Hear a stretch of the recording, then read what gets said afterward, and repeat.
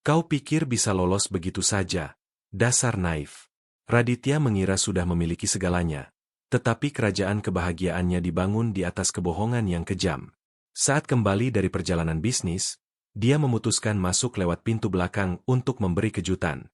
Namun yang dia temukan adalah wanita yang dicintainya sedang menghancurkan wanita yang telah melahirkannya. Bersiaplah karena kau akan menyaksikan kisah yang mengejutkan. Sebelum memulai cerita ini, tulis di komentar dari mana kalian menonton. Semoga kalian menikmati kisah ini. Jangan lupa subscribe ya. Mesin Toyota Alphard mewah berwarna silver mati dengan dengungan yang nyaris tak terdengar. Berhenti perlahan di depan pintu masuk megah rumah mewah itu. Raditya, lelah namun puas, duduk beberapa detik di dalam kendaraan menikmati keheningan ber-AC sebelum menghadapi dunia luar. 3 hari yang melelahkan di Singapura, penuh dengan rapat tanpa henti, negosiasi tingkat tinggi, dan makan malam diplomatik yang hampir tidak memberinya waktu untuk tidur. Namun semua usaha itu sepadan karena merger perusahaan sudah selesai dan akan menghasilkan miliaran rupiah untuk perusahaannya. Dia menghela napas lega, merasakan ketegangan di bahunya mulai mereda perlahan saat melihat fasad rumahnya. Saat turun dari mobil, sepatu kulit Italianya menginjak dengan mantap jalan batu yang sempurna menuju pintu utama kediamannya di Menteng, Jakarta. Rumah itu berdiri megah di hadapannya. Sebuah monumen arsitektur modern tropis yang bersinar di bawah terik matahari Indonesia. Setiap pilar, setiap jendela, dan setiap detail taman telah dirancang untuk memancarkan kekuasaan, kesuksesan, dan stabilitas yang tak tergoyahkan. Raditya melonggarkan dasi batik sutranya, mengantisipasi dengan senyum saat akan melewati ambang pintu dan disambut oleh keluarganya. Dia membayangkan aroma bersih, suhu yang sempurna, dan yang terpenting, kasih sayang dari 2 wanita dalam hidupnya. Pikirannya langsung terbang kepada ibunya, Ibu Sari, yang pindah bersama mereka baru 6 bulan lalu setelah banyak desakan darinya. Dia teringat gambaran ibunya di apartemen kecil dan sesaknya di kampung lama, dikelilingi kenangan dan keterbatasan ekonomi yang sekarang tidak lagi diperlukan. Meyakinkan ibu untuk meninggalkan kemandiriannya di usia 72 tahun bukanlah tugas yang mudah, tetapi Raditya merasa itu adalah kewajiban sucinya. Ibu telah mengorbankan masa muda, kesehatan, dan mimpi-mimpinya agar dia bisa memiliki masa depan cerah yang sekarang dinikmatinya.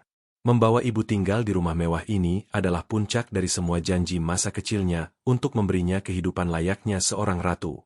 Sambil berjalan menuju pintu masuk, Raditya memikirkan Devina, istrinya, yang kecantikan dan elegansinya selalu melengkapi gambaran sempurna kehidupannya. Devina adalah, atau setidaknya itulah yang dia yakini, sosok penting dalam transisi ibunya ke kehidupan baru yang penuh kemewahan dan kenyamanan modern ini. Dia mengingat kata-kata manis istrinya ketika dia menyarankan kepindahan itu, menunjukkan sikap begitu pengertian dan bersedia membuka pintu rumahnya. Raditya merasa sebagai pria paling beruntung di dunia, karena menemukan pasangan yang menghargai keluarga sama seperti dirinya. Prospek melihat keduanya, mungkin sedang minum teh bersama atau mengobrol, memenuhi dadanya dengan kehangatan. Dia memutuskan untuk tidak masuk lewat pintu utama, ingin memberi kejutan yang tulus dan menghindari formalitas mengumumkan kedatangannya dengan suara kunci. Sebaliknya, dia memutar ke jalan samping yang diapit pagar tanaman yang dipangkas sempurna yang mengarah langsung ke pintu belakang dekat dapur. Dia terhibur dengan ide muncul tiba-tiba, melihat wajah terkejut ibunya dan menerima pelukan spontan dari Devina. Dia bergerak dengan hati-hati, hampir seperti anak nakal, merasakan emosi masa muda yang jarang dialaminya dalam kehidupan korporatnya yang penuh keseriusan. Taman samping sedang bermekaran penuh dengan bunga melati dan kamboja yang mewangikan udara. Sebuah detail yang Devina bersikeras untuk ditanam demi mengesankan para tamu. Raditya menyentuh kelopak bunga dengan jarinya sambil berjalan, memikirkan betapa jauh dia telah melangkah dari hari-hari kelabu ketika mereka tinggal di rumah kontrakan lembab. Setiap langkah di atas kerikil dekoratif menegaskan kemenangannya atas kemiskinan, pertempuran yang dimenangkannya berkat ketangguhan Ibu Sari. Ibu telah bekerja shift ganda di pabrik tekstil, menjahit sampai jari-jarinya berdarah, hanya untuk membayar buku sekolahnya. Rasa terima kasih yang dirasakannya kepada ibunya adalah lautan dalam dan tak habis-habisnya yang membimbing setiap keputusan finansial dan pribadinya sejak dia mulai mengerti. Dia mengingat malam-malam ketika ibu pulang kelelahan, berbau minyak mesin dan debu, tetapi masih punya kekuatan untuk memeriksa PR matematikanya. Kenangan-kenangan itu adalah bahan bakar yang mendorongnya lulus dengan predikat cum laude dari Universitas Indonesia dan menaklukkan Bursa Efek Jakarta. Sekarang Ibu Sari bisa beristirahat, berjalan-jalan di taman, membaca buku-bukunya, dan sekadar ada tanpa tekanan untuk bertahan hidup. Pikiran itu menggambar senyum puas di wajahnya saat mencapai gagang pintu belakang. Dia memutar pegangan dengan hati-hati, memastikan mekanisme yang selalu dilumasi dengan baik tidak mengeluarkan suara berderit yang bisa mengungkap kehadirannya sebelum waktunya. Dia masuk ke vestibul kecil yang memisahkan taman dari dapur, ruang transisi di mana AC menyambutnya dengan nyaman. Dia melepas jas dan menggantungnya di lengannya, merapikan kemeja putihnya agar tetap rapi meski kelelahan dari perjalanan. Dia hampir memanggil dengan suara keras, mengumumkan kepulangannya dengan gembira, tetapi sesuatu menghentikannya tepat sebelum melewati lengkungan. Keheningan yang diharapkannya tidak ada. Sebaliknya, dia mendengar dentingan panci dan suara yang jelas dari seseorang yang bekerja keras di dapur. Itu normal, pikirnya, mungkin ibunya sedang menyiapkan sesuatu istimewa. Mungkin salah satu masakan tradisionalnya yang sangat disukainya. Namun suasananya tidak terasa meriah atau tenang. Ada ketegangan yang terasa mengambang di udara, padat dan berat. Raditya menajamkan pendengarannya. Instingnya sebagai pengusaha memberitahu bahwa ada sesuatu dalam atmosfer yang tidak sesuai dengan adegan idilis yang dibayangkannya. Dia mendekat sedikit lebih jauh, bersembunyi di balik pilar dekoratif, dan kemudian dia mendengar suara istrinya, tetapi bukan nada manis yang dia kenal. Nadanya tinggi, tajam, dan memancarkan kedinginan yang langsung membekukan darah di nadinya.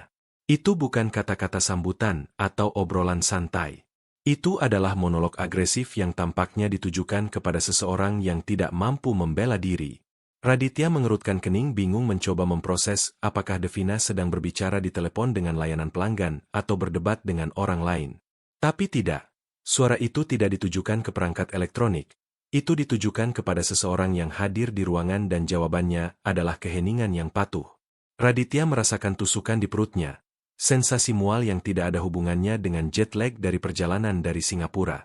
Dia berdiri diam seperti patung garam dengan tas kerja terasa berat di tangannya seolah penuh timah. Rasa ingin tahu berubah cepat menjadi kekhawatiran gelap. Firasat bahwa dia akan menemukan kebenaran yang akan mengubah hidupnya. Dia maju beberapa milimeter, cukup untuk mendapat sudut pandang melalui pantulan di oven. Baja stainless besar dapur modern. Yang dia lihat adalah ibunya Ibu Sari, membungkuk di atas meja dapur dan Devina berdiri di sampingnya dengan postur dominan dan agresif. Gambar itu bertentangan dengan semua yang Devina kirimkan dalam foto dan pesan, adegan harmoni dan kebersamaan bahagia. Di sana tidak ada harmoni, ada hierarki kejam di mana ibunya tampak mengecil, membuat dirinya kecil untuk menempati lebih sedikit ruang di rumahnya sendiri. Raditya mengingat video call minggu-minggu terakhir, di mana ibunya selalu tersenyum sebentar dan mengatakan semuanya baik-baik saja, bahwa dia sedang istirahat. Sekarang dia menyadari bahwa senyum itu tidak mencapai matanya, bahwa ada kesedihan tersembunyi yang dalam kesibukannya yang membutakan telah dia pilih untuk diabaikan. Dia mengutuk dirinya sendiri karena tidak memperhatikan detail lebih, karena mempercayai secara buta narasi yang Devina jual kepadanya. Jantungnya mulai berdebar kencang, memukul tulang rusuknya seperti genderang perang, sementara menajamkan telinga untuk menangkap kata-kata yang tepat. Dapur, yang biasanya tempat kehangatan, sekarang terasa seperti ruang interogasi yang dingin dan steril di bawah cahaya lampu desainer. Dia mengamati Devina menunjuk dengan jari menuduh ke panci yang mengepul di atas kompor. Wajahnya meringis dengan rasa jijik yang absolut. Raditya tidak percaya bahwa itu adalah wanita yang sama yang membelai punggungnya di malam hari dan berbicara tentang belas kasih dan amal. Rasanya seperti melihat orang asing memakai kulit istrinya. Sebuah wahyu mengerikan yang menghalanginya untuk bergerak atau bernapas normal. Dia mencoba merasionalisasi situasi mencari alasan yang putus asa. Mungkin ibunya telah melakukan kesalahan serius. Mungkin ada kesalahpahaman berbahaya. Tapi jauh di dalam hatinya, Raditya tahu tidak ada pembenaran untuk nada penghinaan yang dia saksikan saat itu di tempat suci rumah. Ibunya, wanita yang telah menghadapi mandor yang kasar dan birokrat rasis untuk melindunginya, sekarang gemetar di depan menantunya. Pemandangan itu memecahkan sesuatu di dalam Raditya, retakan di dunia sempurnanya yang mengancam meruntuhkan seluruh bangunan kesuksesannya. Dia memaksa dirinya untuk tetap tenang, mengingat pelajaran kesabaran strategis yang telah dipelajarinya di dunia investasi berisiko tinggi. Jika dia masuk sekarang sambil berteriak, Devina bisa membuat alasan, memanipulasi situasi, atau menyalahkan stres sesaat. Dia butuh lebih banyak informasi. Dia perlu melihat sejauh mana yang terjadi agar tidak meninggalkan ruang untuk keraguan atau kebohongan. Dia menarik napas dalam, mengendalikan getaran tangannya, dan menjadi mata-mata di rumahnya sendiri, pengamat diam dari tragedinya sendiri. Aroma yang mengambang di udara tidak salah lagi. Soto ayam, obat rumahan ibunya untuk penyakit fisik atau jiwa apapun. Aroma itu yang bagi Raditya berarti cinta, keamanan, dan rumah, tampaknya menjadi sumber konflik saat ini. Ironi itu pahit. Hidangan yang sama yang telah menghiburnya di saat-saat terburuknya sekarang menjadi alasan kemarahan istrinya. Raditya merasakan matanya berkaca-kaca, bukan karena sedih, tapi karena kemarahan yang mulai bangkit seperti gunung berapi. Setiap detik yang dihabiskan bersembunyi di balik pilar adalah siksaan. Tapi dia tahu itu diperlukan untuk menghadapi kenyataan tanpa filter. Dia melirik jam tangannya yang mahal, menandai detik-detik, menyadari bahwa hidupnya sekarang terbagi menjadi sebelum dan sesudah momen ini. Raditya yang turun dari Alphard penuh ilusi, telah mati di lorong itu. Pria yang tersisa sekarang waspada, terluka, dan berbahaya jernih. Siap mendengar setiap suku kata beracun yang keluar dari mulut Devina. Cahaya matahari masuk melalui jendela-jendela besar, menerangi partikel debu yang menari di udara, tidak peduli dengan drama manusia yang berkembang di bawah. Raditya mengatupkan giginya, mempersiapkan diri untuk apa yang akan telinganya konfirmasi, berdoa agar dia salah. Tapi di hatinya beban kebenaran sudah tertanam, berat dan tak terhindarkan, menancapkannya ke lantai marmer. Panggung sudah siap. Para aktor di tempat, dan dia adalah penonton tak sukarela dari drama yang akan menghancurkan kedamaiannya. Sudah kubilang secara khusus jangan masak makanan menjijikan itu kalau ada tamu yang akan datang. Suara Devina memotong udara seperti pisau tajam. Raditya, lumpuh di balik pilar, merasakan setiap kata menancap di dadanya dengan kekerasan tak terduga. Bukan hanya volume suaranya, tapi racun yang terdistilasi dalam intonasi, campuran superioritas dan rasa jijik yang tidak pernah dia dengar ditujukan kepada siapapun. Sekarang seluruh rumah baunya seperti warung pinggir jalan murahan. Menjijikan, lanjutnya sambil mengipasi udara dengan tangan yang terawat berlebihan, seolah aroma soto itu adalah gas beracun.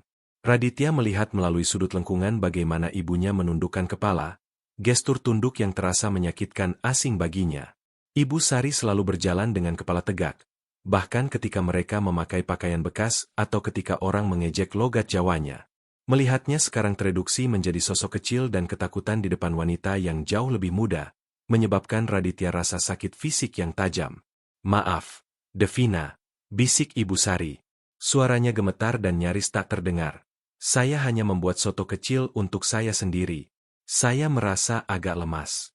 "Jangan pasang muka polos dan alasan-alasanmu yang biasa," balas Devina, memotong permintaan maaf wanita tua itu tanpa secuil belas kasihan. "Kamu tahu persis apa yang kamu lakukan. Ini taktik pasif-agresif untuk menandai wilayah dengan bau-bauanmu." Devina berjalan mengelilingi meja dapur, hak sepatunya bergema dengan otoritas militer di atas ubin keramik impor. "Besok pengajian saya, orang-orang penting, dan saya tidak akan membiarkan mereka berpikir kita tinggal di rumah kontrakan kampung kelas 3.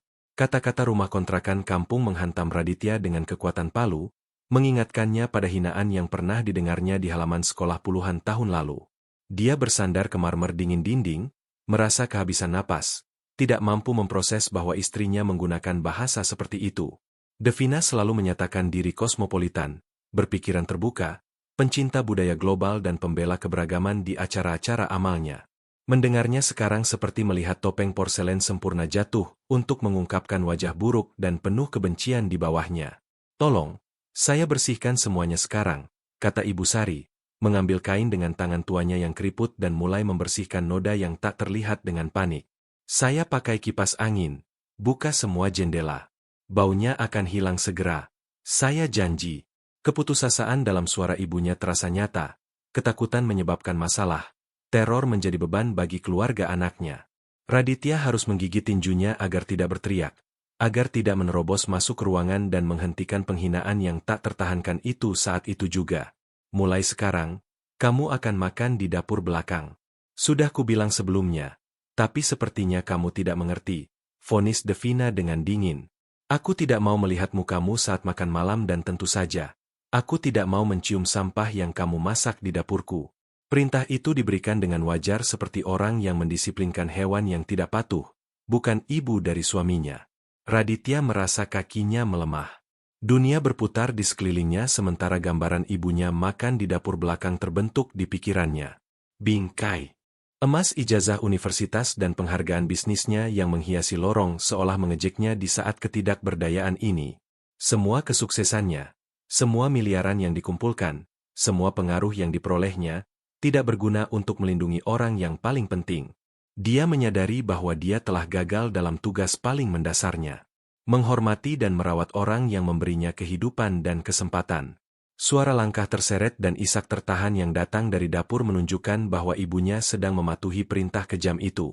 Raditya memahami bahwa dunia sempurnanya, gelembung kebahagiaan yang dia pikir dia huni, bertumpu pada dasar kebohongan yang busuk. Retakan mulai muncul di mana-mana, mengancam meruntuhkan struktur pernikahannya dan harga dirinya. Dia berdiri diam, bernapas terengah-engah, mendengar orang yang tidur di sampingnya setiap malam menghancurkan jiwa ibunya. Tas kerja tergelincir dari jari-jarinya yang mati rasa karena syok, mendarat tanpa suara di atas karpet lorong, meredam benturan. Dan satu hal lagi, lanjut Devina, suaranya penuh penghinaan yang seolah tak berujung, mengejar Ibu Sari bahkan saat dia mundur. Berhenti meninggalkan kacamata baca murahmu di mana-mana, di ruang tamu, di meja, di sofa. Kekejaman itu tampaknya menjadi olahraga baginya. Cara untuk menjalankan kekuasaan atas seseorang yang tidak bisa membalas demi cinta kepada anaknya. Ini bukan panti jompo umum di mana kamu bisa menyebarkan barang-barang rongsokan tuamu di rumah desainku. Saya hanya menyimpannya di kamar saya. Maaf, kadang saya lupa. Terdengar suara Ibu Sari sudah lebih jauh. Mungkin mundur ke area pelayanan. Kamarmu. Ini rumahku. Mengerti? Devina memotong dengan kepemilikan agresif. Raditya membelinya untukku, untuk kita, bukan untuk orang kampung tua yang hampir tidak bisa berbahasa Indonesia dengan baik setelah tinggal di Jakarta 30 tahun. Kalimat terakhir itu bergema dengan gema khusus, menyerang martabat dan sejarah perjuangan Ibu Sari. Raditya merasakan simpul di tenggorokannya begitu besar hingga menghalanginya menelan. Campuran kesedihan mendalam dan kemarahan menyala. 30 tahun. Ibunya sudah 30 tahun di Jakarta bekerja tanpa henti, membayar pajak, membesarkan warga teladan.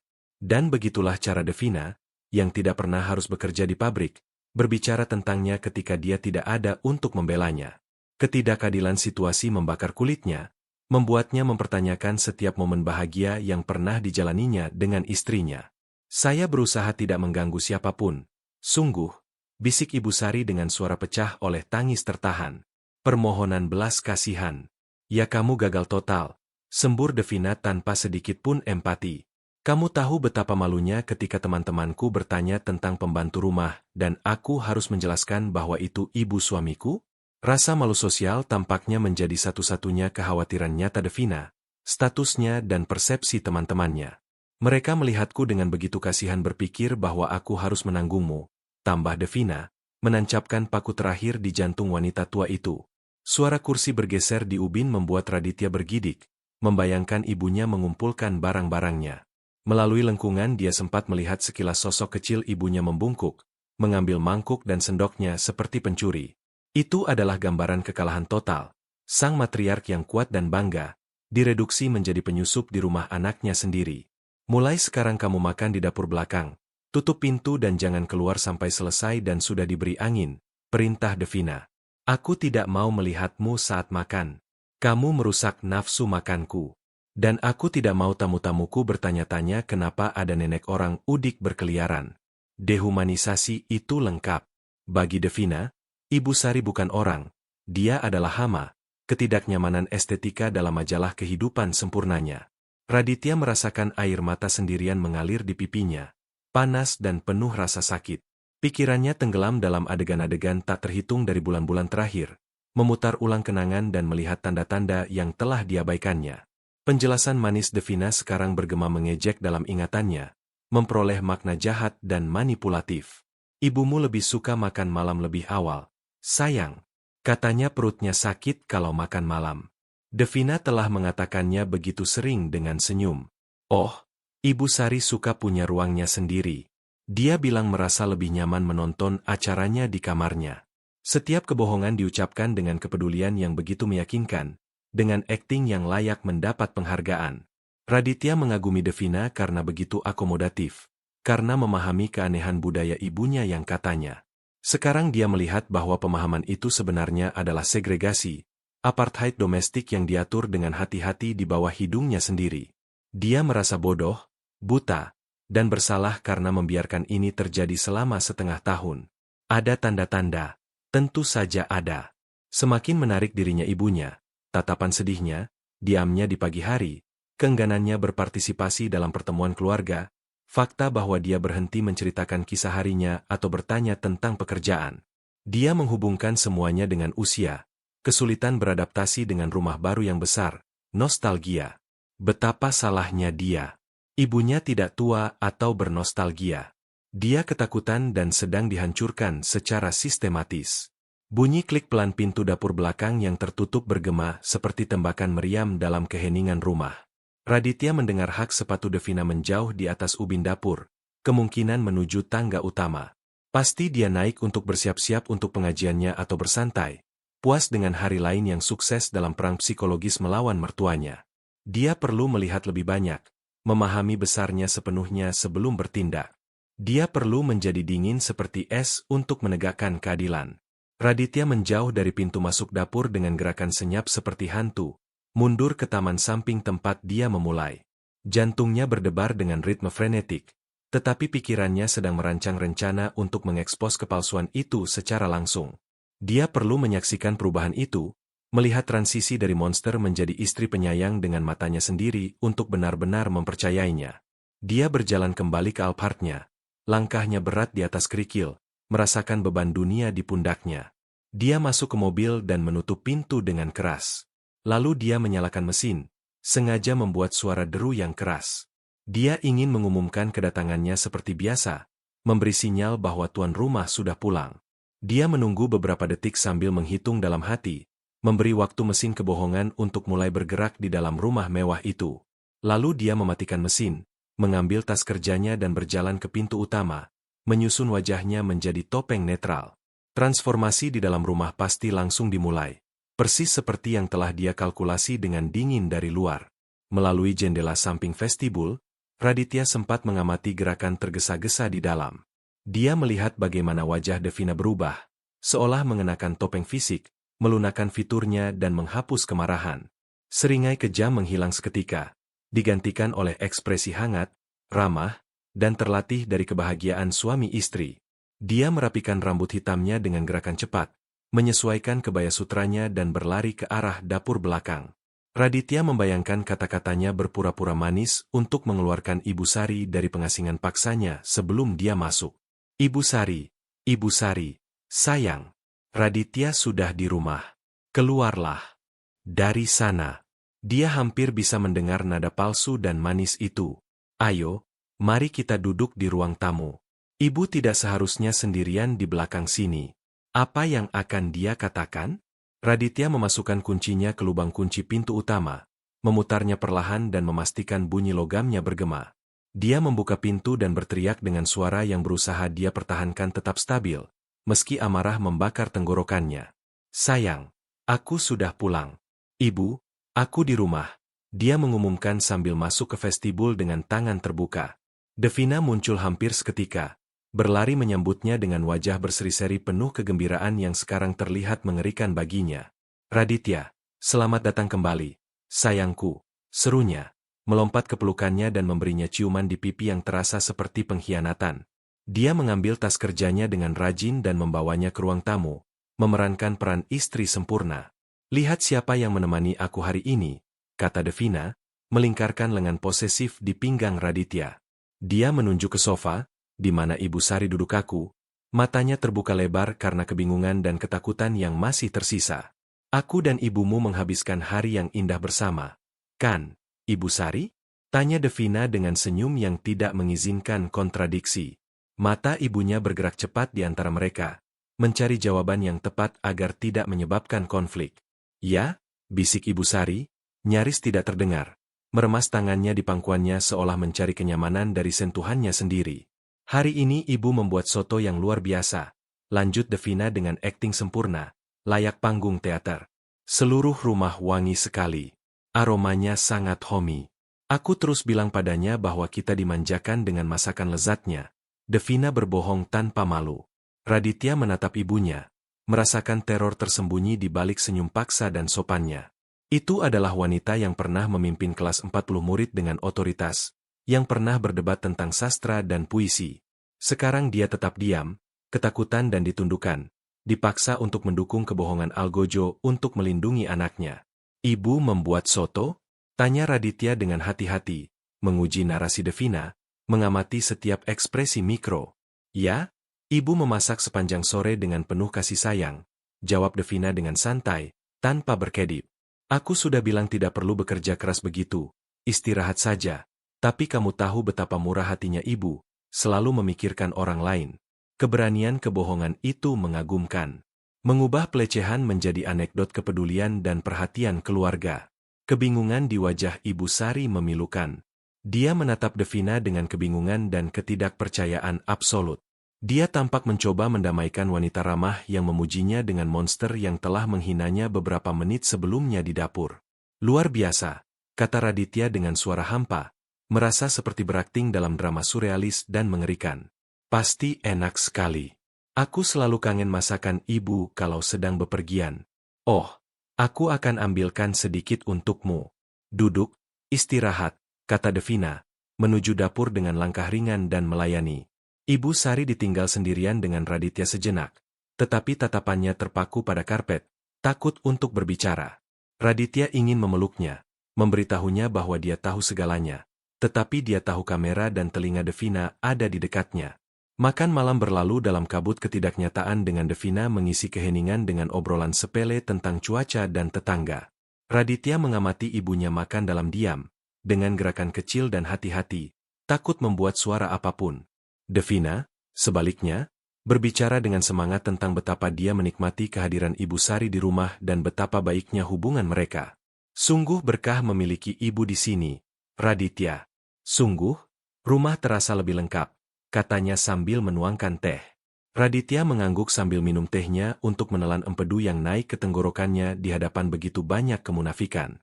Dia menyadari dengan ngeri yang semakin besar bahwa adegan ini telah berulang tak terhitung kali dalam 6 bulan terakhir. Setiap makan malam bahagia, setiap laporan positif, adalah fabrikasi untuk menjaganya tetap patuh dan percaya sementara ibunya menderita. Devina telah membangun tembok senyum palsu di sekitar kekejamannya, mengisolasi Ibu Sari sepenuhnya. Raditya merasa mual, bukan karena makanan, tetapi karena toksisitas yang telah dia biarkan menginfeksi rumah sucinya. Setelah makan malam selesai, Devina mengantar Ibu Sari ke kamarnya dengan perhatian berlebihan, memperlakukannya seperti tamu kehormatan. Istirahat yang baik, Ibu Sari. Besok akan menjadi hari yang menyenangkan lagi, katanya dari pintu sambil mematikan lampu. Ketika Devina kembali ke kamar utama, dia menghela napas seolah kelelahan karena kebaikannya. Ibu manis sekali, tapi butuh perhatian banyak, komentarnya kepada Raditya sambil menghapus riasannya, menanam ide beban secara halus. Raditya mengamatinya dari tempat tidur, merasa tidur dengan musuh yang berbahaya dan penuh perhitungan. Kepercayaan telah hancur tanpa bisa diperbaiki, digantikan oleh kecurigaan dingin dan analitis. Dia perlu tahu seberapa jauh penipuan ini berjalan. Dia membutuhkan bukti nyata yang tidak bisa dibantah. Malam itu tidur tidak akan datang untuk Raditya. Dia punya misi yang harus diselesaikan dalam bayangan rumahnya sendiri. Malam itu rumah mewah itu tenggelam dalam keheningan yang dalam, hanya dipecah oleh dengungan jauh sistem pendingin udara. Raditya tetap terjaga dengan mata terbuka dalam kegelapan, merasakan kehangatan tubuh Devina di sampingnya. Napasnya yang tenang dan berirama sangat kontras dengan badai kebingungan dan kemarahan yang menggerogotinya dari dalam. Setiap kali dia menutup mata, dia melihat gambaran ibunya membungkuk di dapur, dipermalukan dan kecil. Dia membutuhkan bukti, demonstrasi nyata dari apa yang telah dia saksikan untuk menghadapi Devina tanpa kemungkinan lolos. Pada pukul 3 pagi, ketika dia yakin istrinya berada dalam fase tidur paling dalam, dia bangun. Dia bergerak dengan sangat hati-hati agar tidak membangunkan wanita yang sekarang tampak seperti orang asing yang berbahaya baginya. Dia keluar dari kamar utama dan berjalan tanpa alas kaki melalui lorong berkarpet, menuju ke ruang kerjanya di sayap barat. Sistem keamanan yang telah dipasangnya 2 tahun lalu, tindakan yang Devina sebut paranoid, tiba-tiba terasa seperti berkah dari Allah. Dia menutup pintu ruang kerja dengan lembut dan menyalakan komputernya. Cahaya biru layar menerangi wajahnya yang tegang. Jari-jarinya terbang di atas keyboard, memasukkan kata sandi administrator untuk mengakses server kamera rumah. Sistem menyimpan audio dan video definisi tinggi selama 30 hari terakhir di cloud. Raditya mulai meninjau rekaman minggu terakhir, mempercepat jam-jam aktivitas rumah tangga yang membosankan. Jantungnya berdebar kencang setiap kali dia melihat Devina dan ibunya bersama dalam bingkai kamera manapun. Akhirnya dia menemukan apa yang dicarinya dalam rekaman dari 3 hari lalu di lorong lantai bawah. Di sana Devina menyudutkan ibunya ke dinding, menunjuknya dengan jari di dada dengan postur mengancam. Dia menaikkan volume speaker ke maksimum, mendekat ke layar agar tidak melewatkan detail, meski sakit untuk melihat. Audio cukup jelas untuk menangkap fragmen percakapan sepihak dan kejam itu. "Kamu tidak pantas di sini. Kamu beban. Kembali ke tempatmu dan tinggalkan kami dalam damai," desis Devina. Bahu ibunya merosot dengan setiap pukulan verbal, martabatnya dilucuti lapis demi lapis, menit demi menit. Raditya merasa ingin muntah, tetapi memaksa dirinya untuk terus mencari. Dia perlu mendokumentasikan pola pelecehan sistematis. Dia menemukan video lain di dapur bertanggal minggu sebelumnya yang menunjukkan adegan yang lebih menyakitkan lagi. Devina muncul membuang risoles yang ibunya siapkan dengan penuh cinta langsung ke tempat sampah. Ibu Sari mengamati dari pintu dengan air mata di matanya dan tangan terkatup, melihat kerja keras dan kasih sayangnya dihancurkan. "Sampah kampungan menjijikan. Aku tidak akan membiarkan suamiku gemuk gara-gara ini," kata Devina tanpa repot-repot merendahkan suaranya. Kejahatan dalam tindakannya disengaja, dirancang untuk menyakiti di tempat yang paling sakit, di kebanggaan dan cinta seorang ibu.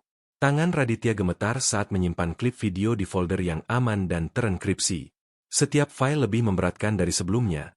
Galeri kengerian domestik yang membongkar kehidupan yang dia pikir dia miliki. Dia terus mundur dalam waktu, menemukan insiden di ruang tamu, di taman, bahkan di pintu masuk rumah. Pada satu kesempatan, Devina telah menyembunyikan surat Ibu Sari, surat dari teman-teman lamanya, dan kemudian menyangkal pernah melihatnya. Mungkin ibu yang menghilangkannya. "Ibu sudah tua dan pikun," kata Devina sementara Ibu Sari mencari suratnya dengan putus asa.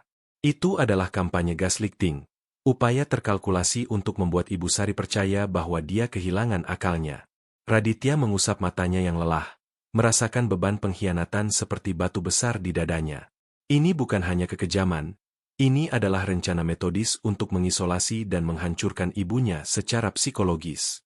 Devina ingin Ibu Sari pergi atau Raditya mengirimnya ke panti jompo dan dia bersedia melakukan apa saja untuk mencapainya.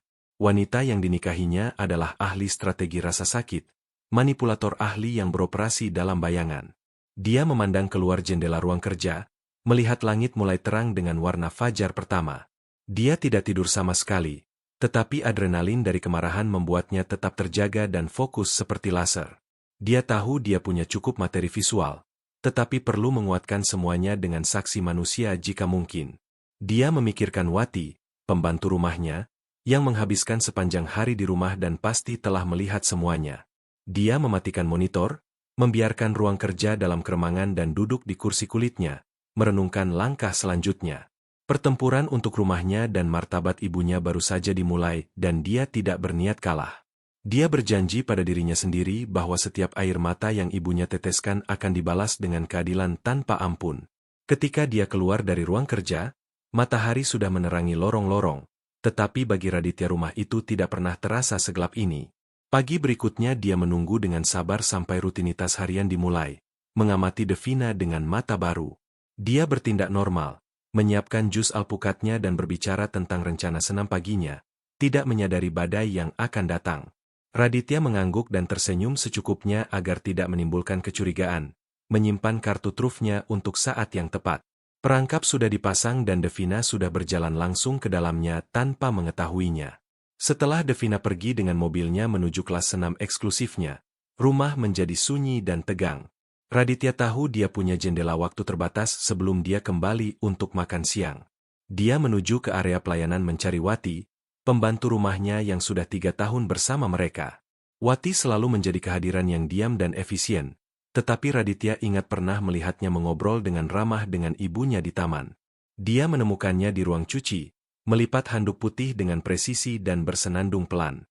Melihat Raditya masuk, Wati terkejut, menjatuhkan handuk dan meletakkan tangan di dadanya dengan gugup. "Pak Raditya, saya tidak menyangka Bapak di sini. Butuh sesuatu? Ke meja?" Tanyanya cepat, menghindari tatapan langsung. Bahasa tubuhnya berteriak ketidaknyamanan, seolah takut ditegur untuk sesuatu yang tidak dia lakukan. "Wati, tenang. Saya tidak butuh pakaian apapun." Raditya memulai dengan nada lembut untuk mencoba menenangkannya. Dia menutup pintu ruang cuci di belakangnya untuk memastikan privasi, yang membuat mata Wati terbuka lebih lebar. "Saya perlu bertanya sesuatu yang sangat penting dan saya butuh kamu untuk benar-benar jujur dengan saya. Tolong." Dia mendekat sedikit, menjaga jarak yang sopan. "Ini tentang ibu saya, tentang Ibu Sari. Apakah kamu melihat sesuatu yang tidak biasa dalam perlakuan terhadapnya?" Tanya Raditya langsung, mengamati reaksinya. Tangan Wati diam di atas tumpukan handuk, buku-buku jarinya memutih karena tekanan. Mata gelapnya secara naluriah mengarah ke pintu tertutup, mencari bayangan Devina, takut didengar. "Pak Raditya, saya tidak mau menyebabkan masalah. Saya butuh pekerjaan ini." Dia tergagap dengan suara gemetar. "Tolong, Wati. Saya perlu tahu kebenaran untuk melindungi ibu saya," desak Raditya. Suaranya penuh dengan emosi tulus. "Saya tahu ada sesuatu yang terjadi, saya sudah melihatnya, tapi saya butuh kamu memberitahu apa yang kamu saksikan ketika saya tidak ada." Penyebutan melindungi ibunya tampaknya memecahkan penghalang di dalam diri pegawai itu. Wati menghela napas dalam, seolah telah membawa rahasia yang terlalu berat terlalu lama.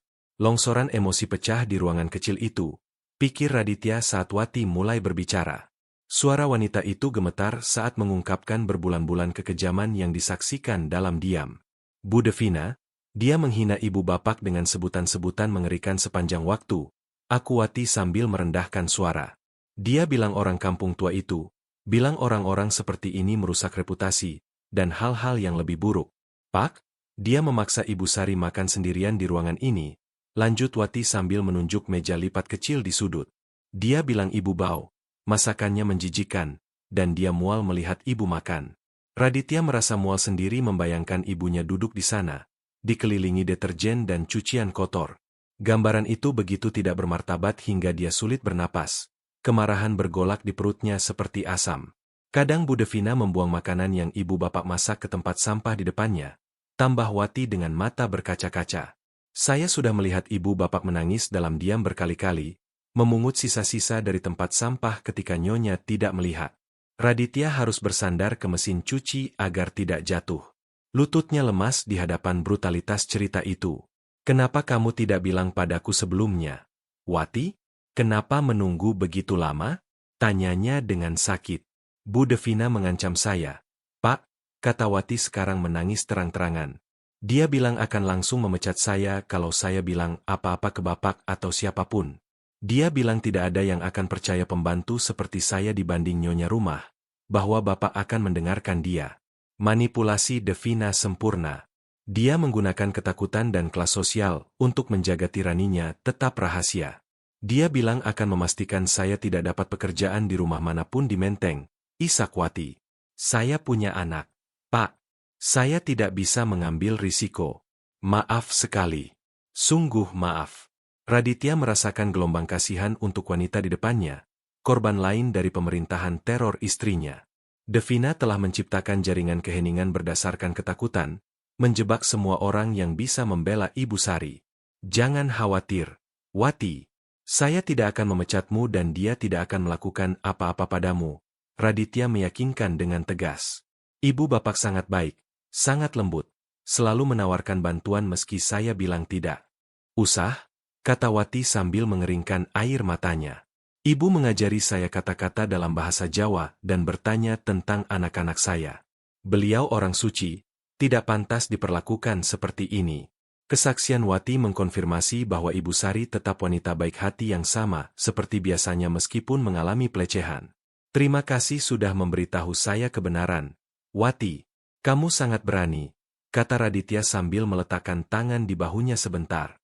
Mulai sekarang, hal-hal akan berubah di rumah ini. Saya janji. Wati mengangguk, tampak lega telah berbagi beban, meski ketakutan terhadap Devina masih ada di matanya. Raditya keluar dari ruang cuci dengan tekad baru, dipersenjatai dengan kebenaran dari mereka yang tidak punya suara. Dia berjalan melalui lorong mengetahui bahwa dia memiliki sekutu, meski mereka diam dan takut. Struktur kekuasaan rumah akan segera berubah secara radikal dan dia akan menjadi katalisnya. Ini bukan lagi hanya untuk ibunya. Ini untuk keadilan dasar, untuk martabat manusia yang Devina injak setiap hari. Dia menuju ke ruang kerjanya untuk menambahkan kesaksian Wati ke berkasnya melawan istrinya. Saat mencatat detail percakapan, Raditya menyadari betapa butanya dia selama ini. Rasisme dan klasisme Devina bukan selip sesaat. Itu adalah bagian integral dari karakternya. Dia telah mengabaikan komentar halus di masa lalu, lelucon yang tampak tidak berbahaya, tetapi sekarang masuk akal. Semua adalah bagian dari pola yang sekarang dia lihat dengan kejelasan yang menyakitkan dan absolut. Suara pintu utama terbuka memperingatkannya akan kepulangan Devina. Dia mendengar langkah ringannya dan suara riang menyapa udara, tidak menyadari bahwa rahasianya telah terbongkar. Raditya tetap di ruang kerjanya menarik napas dalam, mempersiapkan diri untuk fase berikutnya dari investigasinya. Masih ada potongan kunci dari teka-teki sebelum menghadapinya secara definitif. Malam itu kesempatan datang secara tidak terduga saat Devina mandi setelah makan malam. Dia meninggalkan teleponnya tidak terkunci di meja samping tempat tidur, percaya diri dengan keamanannya dan ketidaktahuan suaminya. Raditya, yang tidak pernah memeriksa telepon pasangannya demi menghormati privasi, merasa keadaan menuntutnya. Dengan jantung berdebar karena pelanggaran, dia mengambil perangkat elegan itu dan menggeser jari di layar yang bersinar. Apa yang dia temukan membuatnya membeku, melampaui ekspektasi terburuknya tentang kejahatan Devina. Dia membuka aplikasi pesan dan menemukan obrolan grup dengan teman-teman pengajiannya berjudul Pejuang Sosialita. Pesan-pesan itu mengungkapkan panorama mengerikan dari rasisme kasual, ejekan, dan kekejaman sehari-hari terhadap keluarga mertua. Beban kampungan kecil Raditya membuatku gila hari ini, kata pesan terbaru ke temannya Citra. Seluruh rumah bau kecap dan keputusasaan. Aku tidak tahu berapa lama lagi aku bisa tahan, lanjut Raditya membaca. Utas percakapan lain bahkan lebih buruk dan lebih merendahkan. Aku bersumpah nenek-nenek kampungan ini seperti benalu yang susah mati. Begitu mereka masuk rumahmu, kau tidak bisa menyingkirkan mereka meski pakai cara apapun. Raditya merasakan darahnya mendidih di nadinya. Membandingkan ibunya dengan hama adalah tingkat kebencian yang tidak bisa dia pahami. Dia mungkin berpikir akan mewarisi semuanya. Dasar licik, balas temannya Rani dengan emoji tertawa menangis. Ya Allah, Devina, kamu jahat banget. Haha, tapi serius, tidak bisakah kamu memasukkannya ke panti jompo atau semacamnya? Tanya Citra. Jawaban Devina membuat kemarahan mengaburkan pandangan Raditya dan tangannya gemetar. Sedang dalam proses. Girls, jangan khawatir. Aku sedang mendokumentasikan kebingungannya dan ketidakmampuannya merawat diri sendiri. Beberapa bulan lagi depresi dan aku akan punya cukup bukti untuk meyakinkan Raditya bahwa dia butuh perawatan profesional. Tulis Devina dengan dingin. Aku akan mengklaim demensia atau semacamnya. Demi kebaikannya sendiri, tentu saja. Konspirasi ini jauh lebih dalam dan jahat daripada yang Raditya bayangkan dalam mimpi buruk terburuknya. Devina tidak hanya menyiksa ibunya karena kekejaman, dia secara sistematis membangun kasus hukum dan medis untuk mengusirnya. Raditya mengambil tangkapan layar semuanya dengan cepat, mengirimkannya ke email pribadinya yang aman.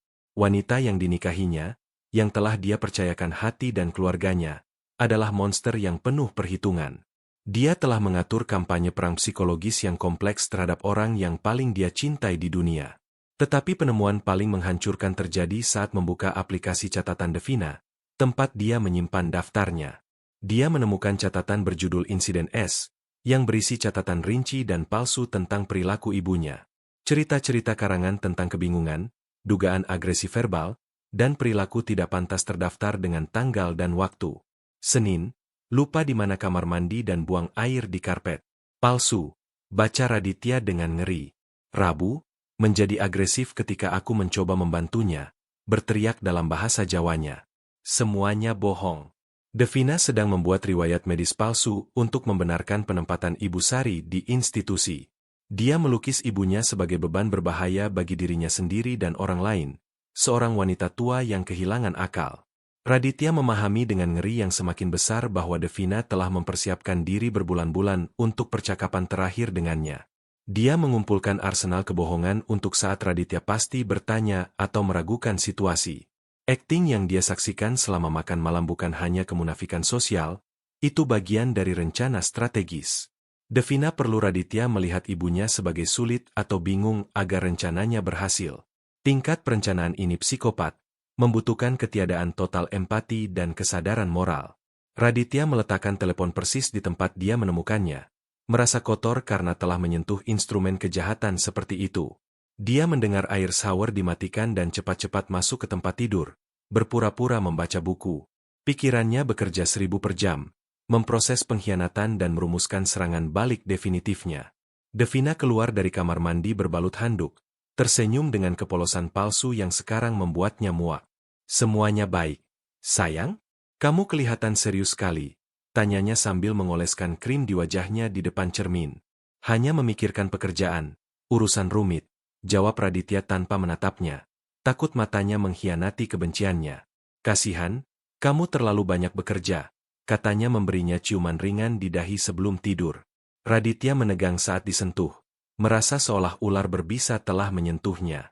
Malam itu dia tidur dengan musuh, mengetahui bahwa ini akan menjadi terakhir kalinya dia berbagi tempat tidur dengan wanita itu. Bukti tidak terbantahkan dan vonis di hatinya sudah dijatuhkan. Devina harus keluar dari kehidupan mereka. Tetapi sebelum menjalankan hukuman, dia perlu berbicara dengan korban utama tragedi ini. Dia perlu memahami mengapa ibunya, seorang wanita kuat dan bijaksana, telah diam begitu lama. Percakapan itu akan menjadi potongan terakhir sebelum ledakan yang akan membersihkan rumahnya. Pagi berikutnya, Raditya menunggu dengan sabar sampai Devina pergi ke janji mingguannya di spa mewah. Begitu mobil istrinya menghilang di jalan masuk, dia naik tangga menuju kamar tamu. Dia menemukan Ibu Sari duduk di samping jendela, dimandikan cahaya pagi, dengan tangan tuanya yang kasar sibuk. Ibu sedang melipat kerajinan anyaman kecil dari potongan bambu berwarna-warni, kebiasaan dari hari-harinya sebagai guru yang tidak pernah ditinggalkannya. Ibu, bisa kita bicara sebentar? Tanya Raditya dengan suara lembut, masuk ke kamar yang berbau kemenyan. Ibu Sari mengangkat pandangannya dan jari-jarinya berhenti di atas anyaman yang halus. Senyum tegang muncul di wajahnya.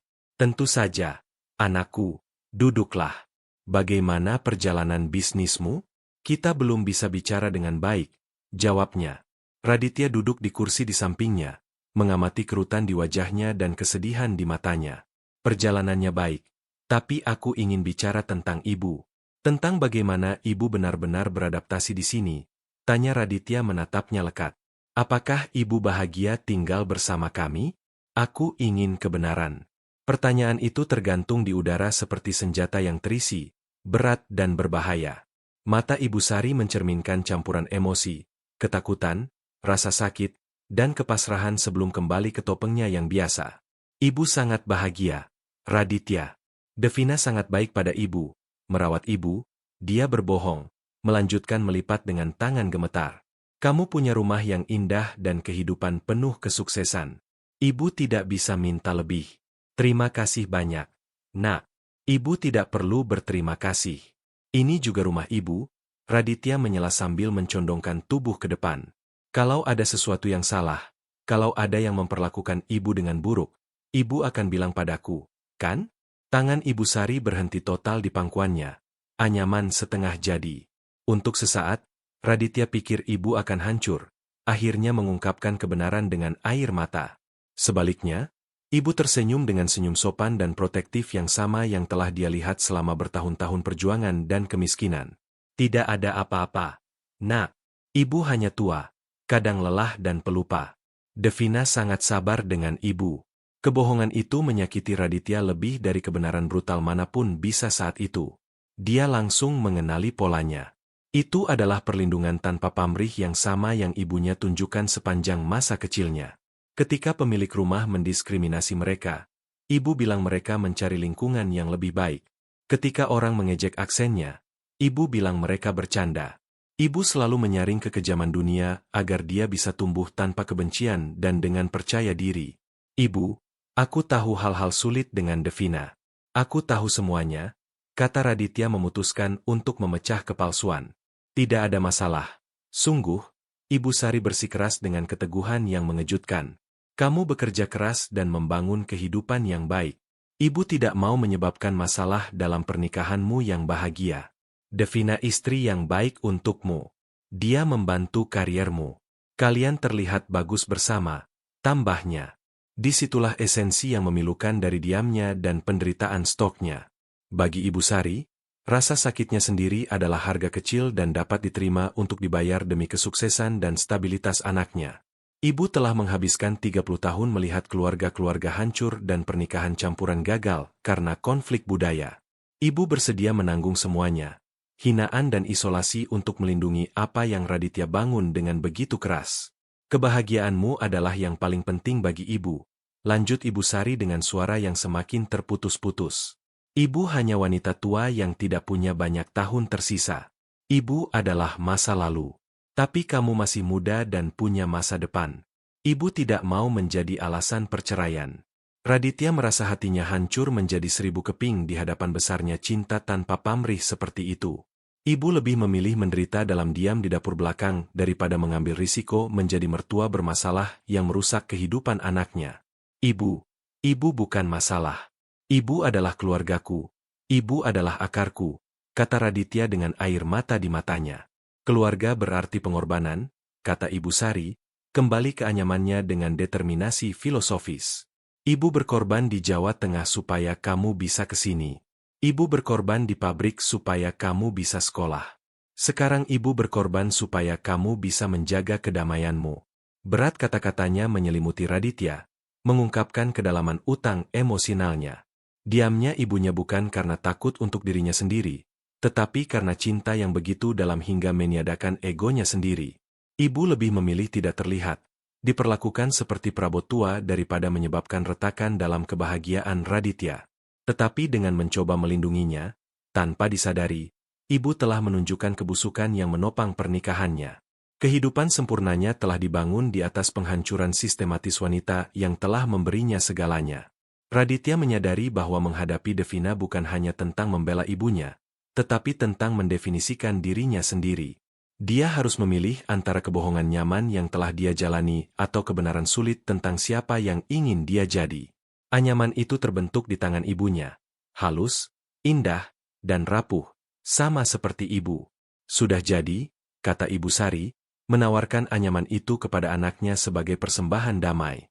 Raditya mengambil anyaman itu dan menggenggam tangan ibunya, mencium jari-jari kapalan yang ditandai bertahun-tahun kerja keras.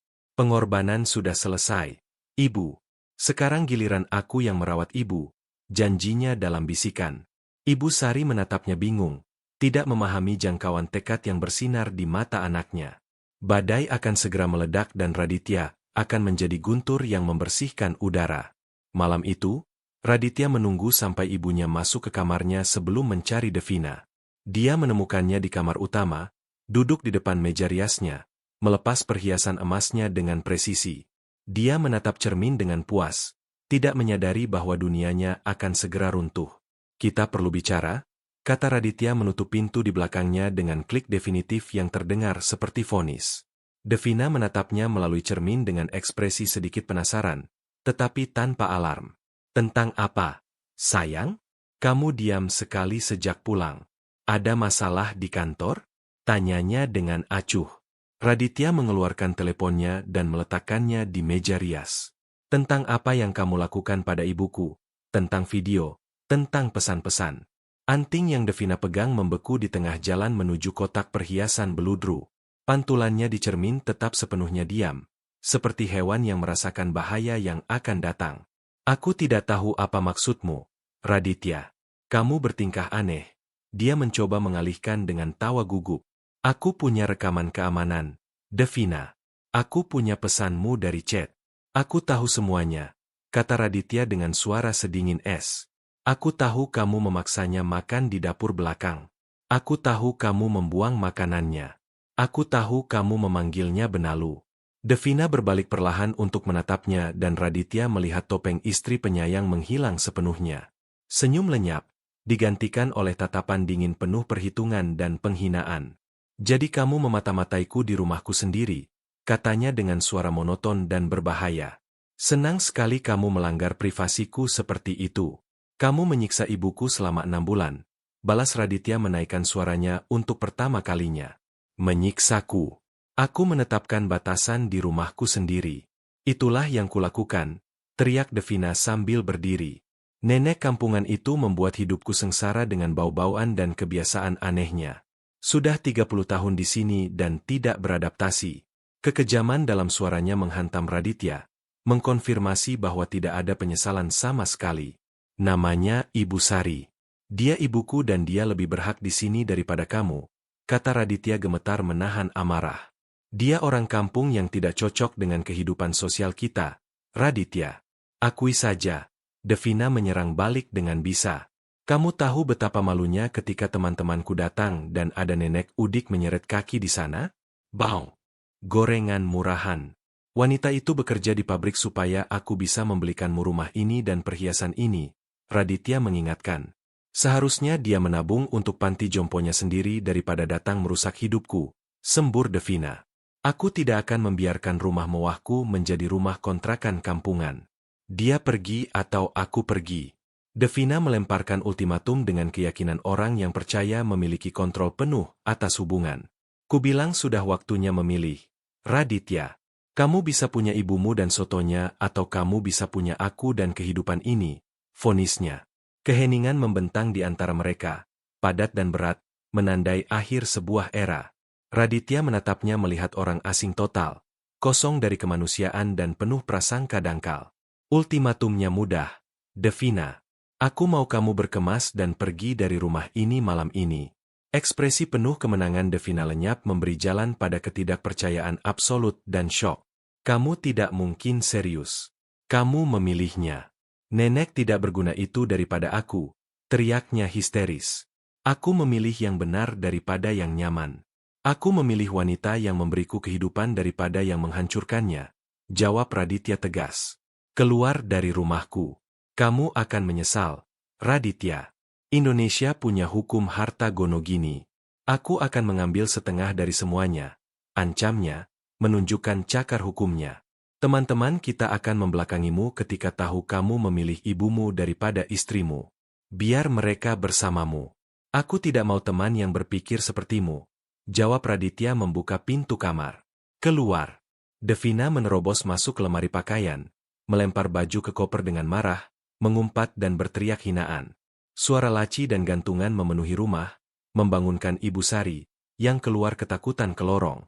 Ada apa? Kenapa berteriak-teriak? Tanya wanita tua itu gemetar. Devina keluar menyeret koper-koper desainernya, berhenti di depan Ibu Sari dengan tatapan benci murni. Kamu menang, nenek sihir. Tinggal dengan anakmu. Kalian berdua akan berakhir sendirian dan sengsara, ludah Devina sebelum turun tangga. Aku membuatmu kehilangan istrimu. Maafkan ibu. Isak Ibu Sari mencoba menghentikan Raditya. Ibu tidak menyebabkan apa-apa. Ibu mengungkapkan siapa dia sebenarnya. Raditya menghiburnya, memeluknya erat. Pintu utama dibanting menutup, menyegel kepergian Devina selamanya. Keheningan tiba-tiba yang mengikuti bantingan itu terasa seperti setelah badai yang memurnikan. Raditya menatap ibunya mengharapkan melihat kehancuran, tetapi menemukan kelegaan dan kilau kebanggaan di matanya. Anakku, kamu melakukan hal yang benar, bisiknya, menegakkan tubuh untuk pertama kalinya dalam berbulan-bulan tanpa rasa takut. Rumah itu terasa kosong dari furnitur dan kebisingan, tetapi penuh dengan martabat yang telah absen terlalu lama.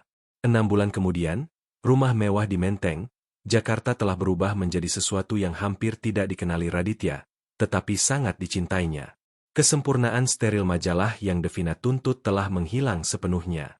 Sekarang tempat itu memiliki kekacauan hangat rumah yang benar-benar dihuni dan penuh kehidupan nyata.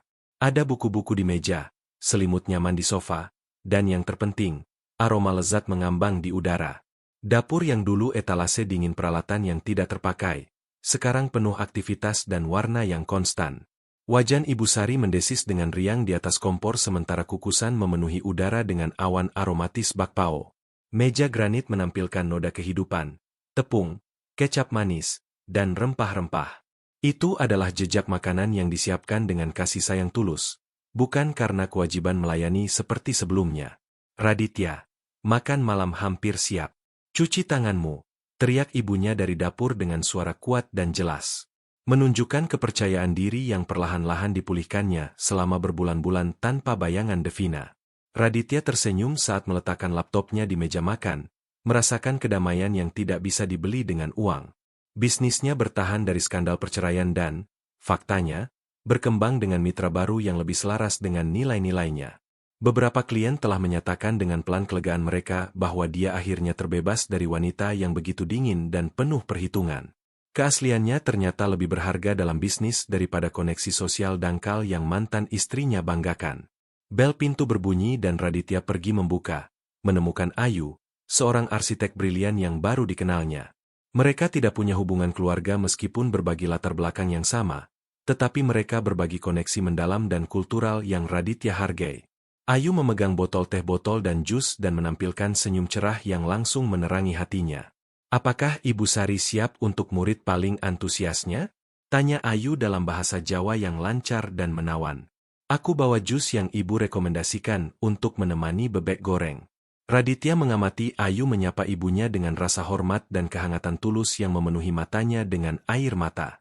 Ayu bertanya kepada Ibu Sari tentang rematiknya dan memuji siomay yang mendingin di nampan bambu dengan antusias menyata. Ini adalah cinta dalam bentuk murni, bukan akting paksa yang Devina pentaskan selama bertahun-tahun. Itu adalah rasa hormat diam dari seseorang yang melihat ibunya sebagai pribadi utuh, layak mendapat segala kekaguman. Mereka makan malam di antara tawa, cerita, dan suara sendok beradu dengan mangkuk, tanpa takut mengotori atau berbau. Setelah makan malam, mereka menuju ke taman belakang, di mana Ibu Sari telah menyiapkan meja rendah dengan kuas, tinta, dan kertas. 3 anak dari lingkungan duduk bersila di atas bantal, menunggunya dengan wajah serius dan berkonsentrasi. Ibu Sari telah mulai mengajar kaligrafi Arab dan seni batik kepada anak-anak tetangga, menjadi sosok yang dicintai di komunitas. Ingat, hati-hati dengan tekanan, kata Ibu Sari dalam bahasa Indonesia dengan logat Jawanya, membimbing tangan-tangan kecil dengan kesabaran tak terbatas. Setiap huruf menceritakan kisah. Ini bukan hanya gambar. Yang ini artinya rumah. Lihat bagaimana bentuknya seperti rumah dengan keluarga di dalamnya. Raditya bersandar di kusen pintu kaca, mengamati ibunya di elemennya, berseri-seri dan berguna. Ibu mengajar lagi, berbagi budayanya tanpa malu atau maaf, memulihkan identitas yang telah dikorbankannya. Anak-anak, campuran berbagai etnis dari lingkungan mereka yang beragam, mendengarkannya dengan penuh perhatian, terpesona oleh seni leluhur. Ayu menyelipkan tangannya di tangan Raditya, menjalin jari-jari mereka dengan lembut saat mereka menyaksikan pemandangan itu. Ibu luar biasa, punya cahaya khusus, bisiknya di telinga Raditya. Selalu begitu. Aku hanya lupa cara melihatnya untuk sementara waktu, jawab Raditya sambil meremas tangannya. Saat matahari terbenam di atas taman, mewarnai segalanya dengan cahaya emas dan hangat, Raditya mengalami pencerahan. Dia menyadari bahwa dengan memilih cinta daripada prasangka dan martabat daripada kenyamanan, dia tidak kehilangan apa-apa. Akhirnya, setelah bertahun-tahun mencari dan sukses yang hampa, dia menemukan kekayaan sejati dan rumah sejatinya. Jika kalian menyukai cerita ini, kami akan sangat berterima kasih jika kalian memberikan nilai dari 1 sampai 10. Dukung kami dengan like dan subscribe ke channel kami Kisah Nyata Indonesia. Tulis di komentar dari mana kalian menonton. Terima kasih atas dukungan kalian yang luar biasa di setiap cerita. Semoga Allah memberkahi kalian dan keluarga kalian.